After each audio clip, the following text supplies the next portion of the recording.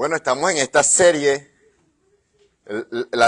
hoy es el penúltimo capítulo, por así decirlo, el penúltimo sermón o clase, ya que la próxima semana vamos a cerrar la serie de Apocalipsis, pero no del libro de Apocalipsis, estamos hablando de las 7 iglesias de Apocalipsis, ¿recuerdan? Hoy el mensaje es a Filadelfia. Vamos a ver qué aprendemos en el mensaje a Filadelfia. Vamos a estar ubicados en el capítulo 3, versículo 7 al versículo 13. Hoy vamos a estar en el mensaje a Filadelfia, capítulo 3, versículo 7 al 13. Y hemos visto hasta ahora 6 mensajes a 6 iglesias. Son 7 iglesias, el domingo tendremos la última. Pero es interesante que en cada mensaje que hemos visto, Dios tiene una advertencia para cada iglesia. Dios tiene una exhortación para cada iglesia. Y en cada mensaje, en cada exhortación, en cada palabra que Dios ha mencionado en este libro a cada iglesia, tenemos que aprender algo. Cuando estudiaba esta carta o este libro y el mensaje a Filadelfia, pude ver que ahora estamos ante una congregación, una iglesia que solo recibe palabras de admiración. Es interesante que no encontramos nada negativo en este mensaje, en el de hoy, en la mañana de hoy. Filadelfia o la iglesia de Filadelfia no recibe exhortación, solo recibe palabras de admiración de parte de Dios. Es diferente al resto de las iglesias que hemos visto. Dios a las demás iglesias les dijo, a una iglesia le dijo que había perdido su primer amor, a otra iglesia le mencionó que toleraba el pecado, a otra iglesia le mencionó que no solo toleraba el pecado, sino que toleraba prácticas que conducía a los hermanos, a la congregación, al descuido y la destrucción. Vimos en cada mensaje que Dios tiene una advertencia, un mensaje de juicio parcial a cada una de estas congregaciones. Sin embargo, como les decía, cuando llegamos a esta iglesia no hay nada negativo en ella, solo palabras de admiración. Vamos a leer capítulo 3, versículo 7. Como siempre, mi intención es tratar de sacar principios muy importantes dentro del texto, del contexto que tiene que ver con nosotros. Vamos a tener una aplicación para nuestra iglesia, para nuestra comunidad de fe. Así que si estás aquí por primera vez, bienvenido. Esta es tu casa y bienvenido a la iglesia aquí en Bellevue. Como decía, capítulo 3, versículo 7, dice, escribe al ángel de la iglesia de Filadelfia, esto dice el santo, el verdadero, el que tiene la llave de David, el que abre y nadie puede cerrar, el que cierra y nadie puede abrir. Así comienza el mensaje a esta iglesia. Es interesante que quiero que veas que Dios comienza revelando sus atributos, su carácter, parte de su naturaleza. ¿Cómo lo sabemos? Dios comienza revelándose como el santo y verdadero. Dios dice, soy el santo y el verdadero, versículo 7. ¿Qué tiene que ver esto? Lo que Dios está diciéndole a la iglesia es que hay una relación entre la verdad y la santidad. Dios se está revelando como santo y como verdadero, como el hombre que posee la verdad. No solamente Dios se revela como alguien que posee la verdad, sino como alguien que es santo. ¿Cuál es el mensaje? Hay una relación entre la verdad y la santidad. Ese es el mensaje, el primer mensaje. ¿Qué quiere decir Dios? ¿Qué nos quiere decir a nosotros? ¿Cómo podríamos aplicar este pequeño principio a nuestra comunidad de fe, a nuestra vida cristiana, a nuestra praxis de las 24 horas del día, de la semana? ¿Cómo podemos aplicarlo? Bueno, yo pensaba en esto. Si no conocemos la verdad de Dios, no podemos vivir como Él quiere. Creo que mencioné esta frase algunas semanas atrás. Si la iglesia no conoce la verdad de Dios, es imposible poder vivir en santidad. Es decir, si no conozco lo que Dios demanda de mí, si no conozco lo que Dios pide de mí, si no sé lo que a Dios le desagrada y le agrada, es imposible que la iglesia pueda vivir como Dios quiere que viva. Ese es el primer principio. Por eso Dios se revela como el santo y como el verdadero. Hay una relación entre la verdad de Dios y la santidad. La santidad no puede ser posible si no conocemos la verdad de Dios. Ese es el primer punto, ese es el primer principio. Y es interesante que en el mismo versículo 7, él dice, el que tiene la llave de David en su mano. El que tiene la llave de David en su mano. Incluso dice, el que abre y nadie cierra, y cierra y nadie puede abrir. ¿Qué significa esto? ¿Cuál es el mensaje que Dios está dando? Bueno, yo pienso que Dios está hablando de la seguridad en la salvación de los verdaderos creyentes. Ese es el punto. Hay seguridad en la salvación de los creyentes verdaderos. Quizás tú digas que esto es una licencia para pecar. No, no es una licencia para hacer lo malo. Dios no está diciendo, no les estoy dando licencia para pecar. Al contrario, les estoy hablando de seguridad en la salvación de los creyentes verdaderos. ¿Significa esto una licencia para pecar? Obviamente no. ¿Por qué iba a hacer esto? A modo de ilustración, hermanos, cuando yo pienso en el pecado en mi vida, cuando yo pienso lo que el pecado hizo en mi vida, cuando yo pienso en mi vida antes de Cristo, obviamente veo que todo esto es sinónimo de tiempos oscuros. Yo quiero que tú lo veas así, no sé si tú te ves así. Cuando yo veo mi vida sin Cristo, hace años sin Cristo, para mí esto es sinónimo, les decía, de tiempos oscuros, de dolor, lágrimas, incluso vergüenza, tiempos sin victoria. Quizás todos tendríamos mucha vergüenza que colocáramos en esta pantalla todo lo que hicimos fuera de Cristo. Trata de imaginar que pusiéramos en esta pantalla, en vez de ver estas palabras allí, pudiéramos decir, vamos a ver la vida de esta persona en los últimos 10 años, todo lo que ha hecho. Quizás no podríamos contenernos aquí, tendríamos que salir despavoridos de este lugar. Entonces, cuando yo pienso en el pecado, en mi vida, en el pasado sin Cristo, es sinónimo de tiempos oscuros, dolor, fracaso, lágrimas, vergüenza, tiempo sin victorias. ¿Por qué iba yo a querer una licencia para pecar? Por eso dice, Dios, te estoy dando seguridad en la salvación para los verdaderos creyentes. No es una licencia para pecar. Yo no sé cómo tú ves tu vida sin Cristo. Yo no sé cómo la ves. Mi vida sin Cristo estaba perdida. Estaba sin esperanza y sin Dios en el mundo, como estamos estudiando en la carta de Efesios allá arriba. Entonces, no es una licencia para pecar. Dios quiere que la iglesia sienta seguridad en la salvación. Dios no quiere que los creyentes verdaderos se sientan inseguros en cuanto a su salvación, inseguros en cuanto a su praxis de la santidad las 24 horas del día. ¿Somos perfectos? No. Debo decir que no. Hemos predicado aquí más de una oportunidad que no estamos hablando de vidas perfectas. No estamos hablando, el peligro es cuando presentamos la iglesia como un lugar o una comunidad de personas perfectas. ¡Qué error! Cuando presentamos la comunidad de fe como personas perfectas, el que se siente un poco nada atraído por esto, por perfección, va a terminar desertando del reino de Dios. La iglesia es una comunidad de personas con virtudes y defectos, pero Dios, revelándose como santo y verdadero, nos está diciendo que tenemos que tener seguridad en la salvación de los verdaderos creyentes. No es una licencia para vivir en pecado. Es interesante que cuando leemos el versículo 8, lo voy a leer, dice, conozco tus obras. Mira que delante de ti he dejado abierta una puerta que nadie puede cerrar. Ya sé que tus fuerzas son pocas, pero has obedecido mi palabra y no has renegado de mi nombre.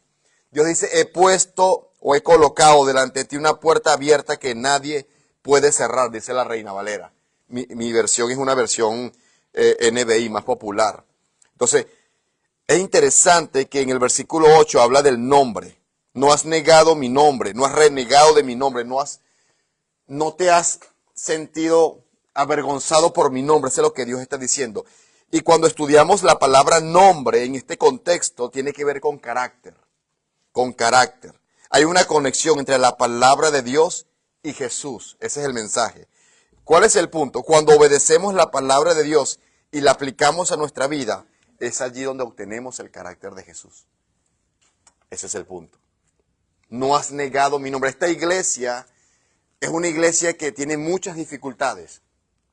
Es una iglesia que está siendo perseguida. Es una iglesia que enfrenta tribulación. Incluso el texto dice, sé que tienes pocas fuerzas. En ese contexto, pocas fuerzas es sinónimo de que posiblemente era una iglesia pequeña, una comunidad de fe pequeña en cuanto a los números. Y no solamente en número, era una iglesia que era considerada algo que prácticamente nada, como un cero a la izquierda en ese contexto. Y Dios dice, no te preocupes, yo estoy contigo. He visto cuando obedeces mi palabra. He visto cuando has obtenido o adquirido el carácter de Jesús en tu vida. Y para mí es allí el verdadero éxito. Ese es el verdadero éxito. ¿Cuál es el verdadero éxito? El verdadero éxito es hacer la voluntad de Dios. ¿Queremos tener éxito? Sí, ¿verdad? Vivimos en una sociedad que nos bombardea con el éxito. Incluso estaba viendo yo soy muy poco de redes sociales, les confieso. Yo no soy de estar en un teléfono por mucho tiempo, por horas, en TikTok, en Instagram, Facebook. No, yo no soy ese tipo de persona. No condeno al que lo hace. Puedo animar al que lo hace a que le baje un poco y se dedique más a la lectura de un libro, de la Biblia, de algo más productivo. Pero estaba viendo una persona que decía el peligro de las redes sociales, porque las redes sociales nos bombardean. Por ejemplo, vemos una foto de alguien, estoy en la playa, por decir un ejemplo, estoy en Francia, estoy en Australia, en Inglaterra, y tú te ves a ti mismo, wow, yo no me alcanza ni para la renta, no me alcanza ni para la gasolina. Entonces, comienza la comparación. Quiero que vean esto, la comparación. Tal persona está en Francia, tal persona está, wow, con toda su familia en Disney, no sé. Y tú dices, wow, y yo trabajo tantas horas, tantos días y no puedo hacerlo. Entonces, el problema no es que la persona colocó esa foto, ese no es el problema. El problema es que entramos en el punto de la comparación y nos vemos como fracasados y vemos a esa persona como exitosa, cuando realmente las redes sociales no son reales, ¿verdad? Mucha gente puede estar colocando eso y realmente está tan deprimida y tan vacía, ¿verdad? No quiero hablar de ese punto, quiero hablar de esto. El verdadero éxito es hacer la voluntad de Dios. Ese es el verdadero éxito. No me da miedo fracasar, dijo alguien, sino tener éxito en lo que a Dios no le importa. Eso no son palabras mías, anónimo. No coloqué quién lo dijo porque no recuerdo quién dijo esas palabras, las leí en un libro. No me da miedo fracasar, sino tener éxito en lo que a Dios no le importa. Entonces, esta iglesia, la iglesia de Filadelfia, según el estándar del mundo, es una iglesia fracasada. Es una iglesia pequeña en todos los sentidos de la palabra. Pequeña en comunidad, en membresía. Pequeña ante los ojos del mundo. Es una iglesia que ante los ojos de Dios es un grupo de personas fracasadas, enfrentando persecución, enfrentando hambre, enfrentando dificultades, enfrentando peligros. Y Dios dice, no te preocupes. Estás teniendo éxito no en las cosas de este mundo, sino en las cosas que a mí me importan. Ese es el verdadero éxito. Por eso encontramos en la Biblia, en este mensaje, que a la iglesia de Filadelfia no se le reprocha nada, porque es una iglesia exitosa ante los ojos de Dios. Entonces, no me da miedo fracasar, dijo alguien, sino tener éxito en lo que a Dios no le importa. Imagínate ser exitoso, pero en las cosas que a Dios no le importan. Realmente somos fracasados. Porque el día de la muerte, cuando todo esto termine, cuando todo esto fenezca, nada de eso va a tener valor. ¿Y cómo podríamos aplicar algunos principios de esto a nuestra vida, de tener éxito en las cosas que realmente le importan a Dios? Y yo puedo ver que esta iglesia tenía lo que se llama obediencia activa. No sé si has oído esa frase o esa palabra. Esta iglesia tenía algo que se llama obediencia activa. ¿Qué significa esto? Algunas ilustraciones bíblicas. ¿Recuerdas a Moisés? Moisés tuvo que levantar la vara para poder vencer. Dios le dio la victoria, sí, pero tuvo que levantar la vara. Pedro, ¿recuerdas a Pedro? Caminó sobre el agua, ¿sí o no? Pero tuvo que salir o bajar del bote. La mujer de flujo de sangre para ser sanada, tuvo que abrirse paso entre la multitud. Eso equivalía a que podía ser apedreada y lapidada en el momento, en el acto mismo. ¿Cuál es la aplicación de lo que quiero decir de todo este punto? A veces estamos pidiendo por algo, pero no actuamos. No tenemos obediencia activa. Pedimos por algo, pedimos por un trabajo, pero no hacemos el currículo. Oramos, pero no hacemos nada. Queremos restaurar la familia y no damos el primer paso. No venimos a la iglesia, no soltamos el teléfono y no agarramos la Biblia. ¿Sí me explico? Son principios tan básicos. Dios hace su parte, es lo que quiero decirte. Dios hace su parte, puedo verlo en el texto. Dios hace su parte. Dios hace lo que le compete, pero espera que tú también te muevas. Ese es el principio. Dios abre las puertas, pero tú debes tocarlas. Dios multiplica los panes y los peces, ¿sí o no? Pero tú debes entregar tus panes y tus peces. ¿Qué es lo que Dios te está pidiendo en este momento? ¿Qué representan tus panes y tus peces en este momento? Una multitud está hambrienta, no encuentran qué hacer, no hay salida al problema. Y un apóstol dice, mira, hay miles de personas con hambre. Solo hemos encontrado un niño con pocos panes y pocos peces. Esto no es nada para esta multitud. Y Dios dice, Jesús dice, tráiganme los peces. Noten que se pudo alimentar a una multitud, pero tuvo que un niño ofrecer panes y peces. A veces queremos que Dios haga el milagro, que Dios obre en nuestra vida, pero no queremos soltar los panes y los peces. Queremos que Dios nos use, pero no estamos dispuestos a estar con Él. Queremos que Dios restaure nuestra familia, pero no queremos venir a la iglesia. Queremos tener hijos fuertes, pero no queremos compartir con ellos y enseñarles la palabra de Dios. Entonces es muy difícil, porque la fe sin obras es muerta. Santiago capítulo 2, versículo 7. Ese es el principio. Puedo ver que esta iglesia tenía, hermanos, una obediencia activa. Una iglesia con obediencia activa. Y ese es el error de la iglesia hoy en día en el siglo XXI. A veces nos convertimos en solamente consumidores pasivos de un mensaje tras mensaje. El mensaje estuvo bueno y tomamos nota, lo cual es bueno, pero no accionamos. No tenemos esa obediencia activa. Vamos a leer el versículo 9. Versículo 9 dice, voy a hacer que los de la sinagoga de Satanás, que dicen ser judíos, pero que en realidad mienten, vayan y se postren a tus pies y reconozcan que yo te he amado. Se postren a tus pies. Me gusta esa frase.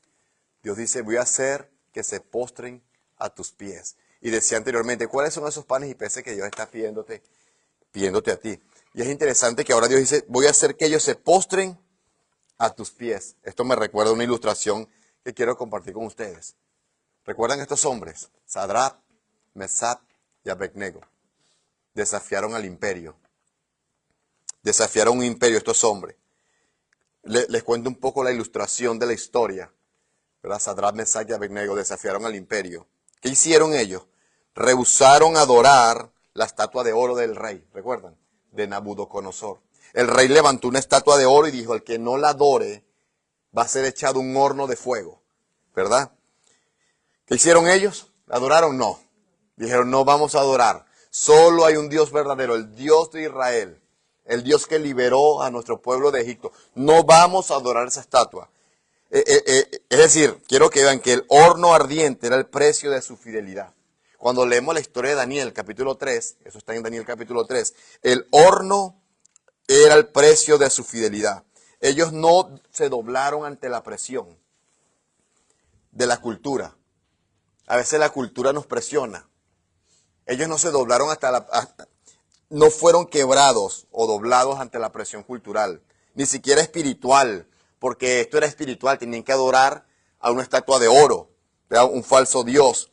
Es interesante que cuando leemos Daniel 3, versículo 17, ellos no sabían si serían rescatados. No sé si has prestado atención a ese texto. Ellos no sabían si Dios los iba a rescatar.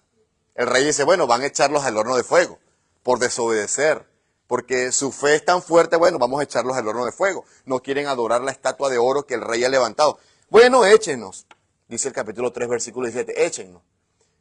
Si Dios nos salva, bueno, amén, dicen ellos, en pocas palabras. Ellos no están seguros si van a ser rescatados. No sabían, pero sabían en quién creían. Ese es el punto. Daniel capítulo 3. ¿Cuál es el punto que quiero mostrarles?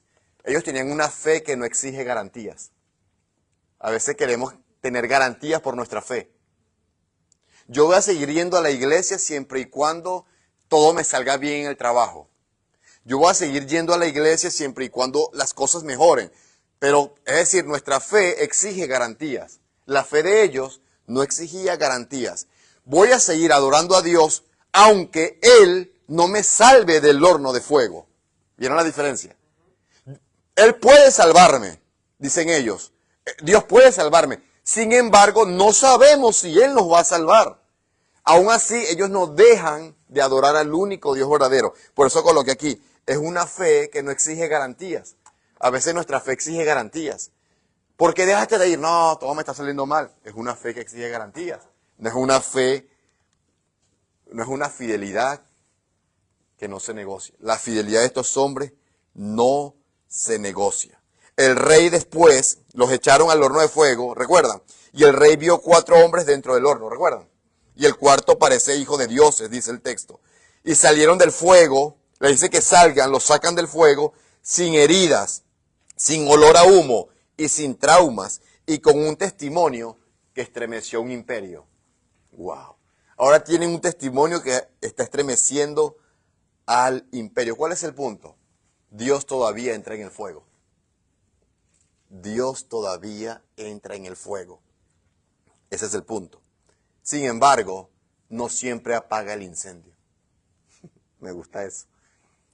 Quisiera decir lo contrario. Dios todavía entra en el fuego. Dios entró en el fuego con ellos. Dice el texto. Pero no echaron 3 hombres, sí, pero yo veo 4 y el cuarto es semejante al Hijo del Hombre. Y en ese contexto, los eruditos dicen que el Hijo del Hombre es Jesús. Es Jesús con ellos. Es decir, trata de imaginar la ilustración bíblica. Ellos no van a adorar al falso Dios. Van a ser echados a un horno de fuego por su fidelidad. No van a negociar por su fe. No es una fe que exige garantías, es una fe fuerte, con convicción, aunque esto implique perder la vida. Los echan al horno de fuego. Están caminando y el hombre dice, el rey dice, ¿echaron 3? Sí, yo veo 4. Y el cuarto es como el Hijo del Hombre. En ese contexto es Jesucristo. Pregunto, ¿apagó Dios el fuego? No, no lo apagó. Si la historia dijera, y vino Dios y apagó el fuego, dice, bueno, lo apagó. Pero están en el fuego y el fuego está encendido, pero no está apagado. Dios entra al fuego, pero a veces o no siempre apaga el incendio. A lo mejor tú en este momento estás en el fuego. Se está incendiando tu casa, tu matrimonio, tu fe. Estás al borde del abismo para desertar del reino de Dios. ¿Qué vas a hacer? ¿Qué vas a hacer? Pero siempre camina con los que son fieles. Dios entra al fuego. Dios no siempre apaga el incendio, pero siempre camina con los que son fieles. Ese es el punto. Ese es el punto, mis amados hermanos. ¿Qué horno estás atravesando hoy en tu vida? Yo no sé cuál es el horno en que te encuentras hoy. La fidelidad bajo presión sigue moviendo el cielo. Esto es una fidelidad bajo presión. Ellos son fieles bajo presión, pero son fieles. Fidelidad bajo presión es lo que observo en la iglesia de Filadelfia. Una iglesia perseguida, una iglesia atravesando un fuego de dificultades, pero una iglesia fiel, fiel a Dios. Por eso el versículo 10 dice esto: ya que has guardado mi mandato de ser constante, yo por mi parte te guardaré de la hora de tentación que vendrá sobre el mundo entero para poner a prueba a los que viven en la tierra. Presta atención aquí rápidamente. La Reina Valera dice, yo te guardaré también, o también te guardaré de la hora de la prueba. En el libro de Apocalipsis, no sé si sabías, hay 2 tipos de personas. Cuando tú lees todo el libro de Apocalipsis, Dios está hablando de 2 tipos de personas. ¿Cuáles son? Los habitantes del cielo y los habitantes de la tierra. El libro de Apocalipsis es un libro simbólico, ¿verdad? No quiero entrar en detalles ahorita, pero simplemente para que tengas una ilustración en tu mente. Apocalipsis habla de 2 tipos de personas, los hombres del cielo y los habitantes de la tierra. Por eso el texto dice los que habitan la tierra. ¿Qué significa en el contexto? Los que viven según el estándar del mundo. Los que viven conforme al príncipe de la potestad del aire, como dice Efesios capítulo 2, que estamos estudiando. Es decir, los que viven o aquellos que viven para agradar a Satanás. Cuando tú encuentras en el libro de Apocalipsis los hombres de la tierra, está hablando de los hombres y mujeres que viven para agradar a Satanás, los hijos del diablo, los que viven para honrar y darle gloria a Belcebú, la serpiente antigua. En cambio, cuando lees en Apocalipsis, en el mismo libro, los hombres del cielo son aquellos que van en contra del sistema del mundo. Son aquellos que son fieles a pesar de la persecución, a pesar de que su vida está en peligro. Esa es la diferencia. Entonces, Dios está diciendo en el texto que la hora de la prueba viene. Viene la hora de la prueba, pero Dios hace una promesa. Yo también te guardaré. Porque tú guardaste mi palabra, dice Dios. Yo te guardaré a ti también. ¡Wow! ¡Qué promesa! Jesús dijo, el que me confiese delante de los hombres, yo le confesaré delante de mi Padre. El que me niegue delante de los hombres, yo le negaré delante de mi Padre. Ese es el principio. La iglesia es perseguida, la iglesia ha enfrentado dificultades, es una iglesia pequeña, es una iglesia fracasada ante los ojos del mundo, pero ante los ojos de Dios es una iglesia exitosa. Y les decía al principio, es la única iglesia en Apocalipsis que no se le da un mensaje de exhortación.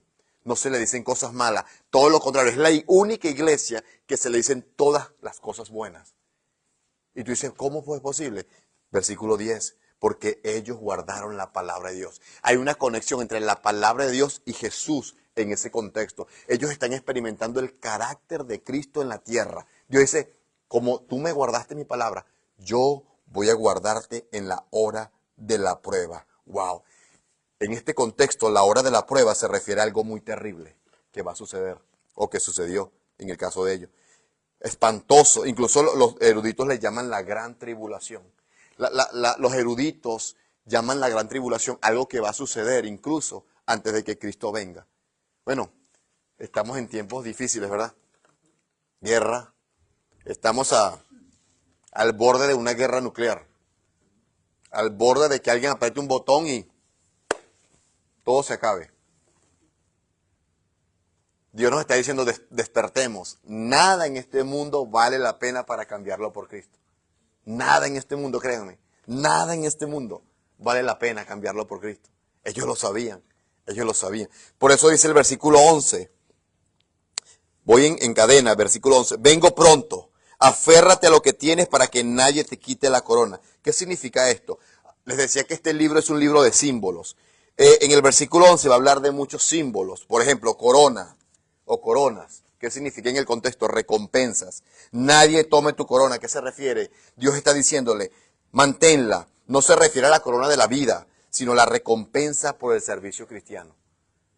Yo te voy a recompensar por lo que has hecho. Te voy a premiar. Dios está animando a la iglesia a vivir conforme a la verdad que ha recibido, a no desmayar, a no dejar que los engañen, porque perderán su corona. ¿Cuál? Su recompensa. También dice el texto, al que venza, le haré columna en el templo de Dios, dice el texto. Al que venza. Es decir, Dios está diciéndole, al que venza, ustedes son vencedores, les haré columna en el templo de Dios. ¿Qué significa en ese contexto? Ser parte de la construcción de la casa de Dios con el propósito de adorarlo solo a Él. Eso es lo que Dios está diciendo. Ustedes son parte, ustedes son un ladrillo, un bloque en el templo de Dios. Esto es una figura simbólica. Dios está hablando en símbolos.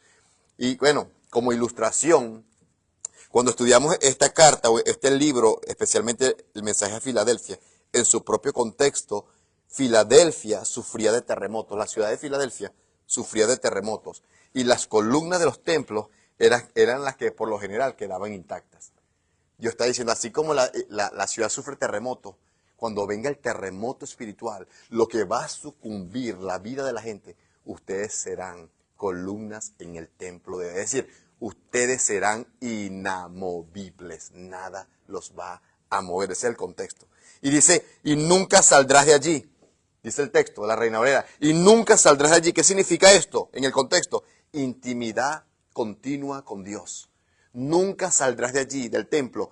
Intimidad continua con Dios. Esto me recuerda los salmos de David. Jehová mi pastor, nada me faltará. El salmo termina en el versículo 20, capítulo 23. Dice que aderezas mesa delante de mí y en la casa de Jehová moraré por largos días, intimidad. Una cosa he demandado a Jehová, está buscar es que esté yo en la casa de Jehová por largos días. Salmo 84:10. Es mejor un día en tus atrios que 1000 días fuera de ellos. Prefiero yo, decía David, prefiero yo vivir contigo que vivir en las moradas de maldad. Intimidad, es lo que está pasando aquí. Nunca saldrás de allí, intimidad continua con él. Y después dice, escribiré sobre él el nombre de mi Dios. Esto significa identidad, propiedad. Tú eres mío, eres de mi propiedad. Escribiré sobre ti el nombre de mi Dios. Después habla de la Nueva Jerusalén. Es el estado del paraíso perdido. La Nueva Jerusalén en este contexto representa todo lo nuevo que Dios ha creado, lo hermoso que vas a tener. Y dice que desciende del cielo, ¿verdad? Es decir, es algo eterno, es un estado eterno. Y mi nombre y mi nuevo nombre, dice. Ellos entenderán el nuevo nombre de Dios, su verdadera identidad. Es interesante, ¿verdad? Y todo esto se le está dando a la congregación, a la iglesia de Filadelfia. ¿Saben qué significa Filadelfia? En griego, Filadelfia significa el que ama a los hermanos. Filo en griego y Delfos. Delfos en griego es hermano. Filo es amor, de fileo. El que ama a los hermanos. Esta era una iglesia que amaba a la comunidad de fe intrínsecamente, internamente. Qué fabuloso. Ya estoy terminando. Ya sonó el timbre. Versículo 13. Versículo 13. Quiero que estemos allí en el versículo 13. El que tenga oídos, que oiga lo que el Espíritu dice a la iglesia. Una vez que Dios habla de todos los símbolos, miren cómo termina cada mensaje. El que tiene o el que tenga oídos, que oiga lo que el Espíritu dice a las iglesias. ¿Cuál es el punto aquí? ¿Qué está diciendo Dios? ¿Qué está diciendo Dios? Hay que reaccionar a lo que Él ha dicho. La iglesia tiene que reaccionar a lo que Dios dice. Cuando venimos el domingo a estudiar la Biblia, cuando los miércoles estudiamos la Biblia, cuando tenemos un estudio bíblico, sea donde sea, tenemos que hacernos esa pregunta. Tenemos que reaccionar a lo que Dios dice. Si no reaccionamos a lo que Dios dice, solamente somos consumidores de un mensaje. Hay que reaccionar. No hay que decirse, eso va para aquella persona, esto va para mí primeramente. Cuando yo predico aquí, este mensaje primeramente es para mí. Entonces el punto es, versículo 13, oigan lo que el Espíritu dice a la iglesia. ¿Qué está diciendo? Reaccionen a lo que Dios está diciendo. Y quiero terminar con una ilustración bíblica. ¿Cuál es la ilustración? Moisés y la zarza ardiente. ¿Recuerdan? Todos están relacionados con esta ilustración de Moisés y la zarza ardiente. Cuando Dios se encuentra con Moisés o Moisés con Dios en la zarza ardiente, Dios le dice una palabra a Moisés. Dios le dice, quítate tus sandalias, porque el lugar donde estás, tierra santa, es. Eso es lo que siempre hemos oído. Pero cuando estudiamos esta frase en el hebreo original es fabulosa. Es impresionante. El hebreo original dice, Chal nalecha nel ralecha. Usted diga, ¿qué es eso? ¿Está hablando en lengua? No. Chal nalecha nel ralecha. En el hebreo original significa, quita tus zapatos de tus pies o sandalias. Cuando estudiamos esta palabra, en su propio contexto hebreo, llegamos a la raíz de lo que Dios está pidiéndole a Moisés. La palabra en hebreo, nalecha, que significa tus zapatos o sandalias, proviene de la raíz lin alol. Es una palabra hebrea que significa encerrar. Presta atención. Y la palabra hebrea raglecha, que significa en el contexto tus pies, proviene de la raíz hebrea hargel o hargel, que significa un hábito. Un hábito. Presta atención. Lo que Dios realmente le estaba diciendo a Moisés era, quítate esos hábitos que están en ti para poder acercarte a mí. Eso es lo que significa en el hebreo. Quita tus zapatos, tus sandalias, porque tierra santa es. Y siempre hemos pensado que la tierra donde Moisés iba a pesar era santa. No, ese no es el contexto. El contexto en hebreo es, tienes que quitarte tus hábitos malos. ¿Saben cuáles hábitos tenía Moisés? ¿De dónde venía? De Egipto. De pasar 40 años en Egipto. Y Dios dice, si te vas a acercar a mí, si quieres que yo te use de verdad, si quieres que te envíe allá a liberar a mi pueblo, tienes que quitarte esos hábitos para poder ser usado por Dios. ¡Wow! Ese es en el hebreo. Las palabras en hebreo, ese es el contexto original del hebreo. Para poder verme cara a cara, tienes que quitarte tus hábitos. Quitarte esos hábitos que tienes contigo. ¿Cuál es la aplicación, el principio? Cada uno de nosotros tenemos hábitos que nos limitan en la vida espiritual, ¿sí o no? Sin embargo, para poder realmente acercarnos a Dios, tenemos que, hermano, soltarlos. Y la pregunta que todos tenemos que hacernos es, ¿cuáles son esos hábitos que tenemos que soltar? ¿Cuáles son esos hábitos? Hábitos de flojera, de pereza, somos inactivos, hoy queremos, mañana no queremos, somos perezosos, nuestra fe es muy ambigua, nuestra fidelidad es inconstante, somos hombres y mujeres de doble ánimo, hoy queremos, mañana no queremos, hoy, el domingo venimos, el próximo domingo no venimos. Bueno, cada uno de nosotros tenemos hábitos que nos limitan en nuestra vida espiritual. Para poder acercarnos realmente a Dios tenemos que soltarlo. La iglesia de Filadelfia lo había hecho. Dios dijo, los voy a usar, los estoy usando, son buenos, no negaron mi nombre, no negaron la fe. Por eso yo los guardaré a la hora de la prueba. Esta iglesia había echado todos sus hábitos pecaminosos, sus hábitos de malas conductas, sus malas actitudes para servir a Dios. Y Dios los premió. Entonces, quita tus zapatos, le dice Dios a Moisés. Quita tus malos hábitos para poder acercarte a mí. Hagamos cada uno de nosotros una hoja. ¿Cuáles son los malos hábitos? ¿Cuán frecuentemente oramos? ¿Cuán frecuentemente leemos la Biblia? ¿Cuán frecuentemente nos reunimos? Y bueno, aquí podría durar mucho tiempo hablando de eso. Entonces la iglesia de Filadelfia era una iglesia ejemplar que nosotros tenemos que emular como iglesia de Cristo. Amén. Que Dios los bendiga y que sea Dios usando esta palabra para perforar nuestro corazón, primeramente el mío. Vamos a entonar un canto que está aquí.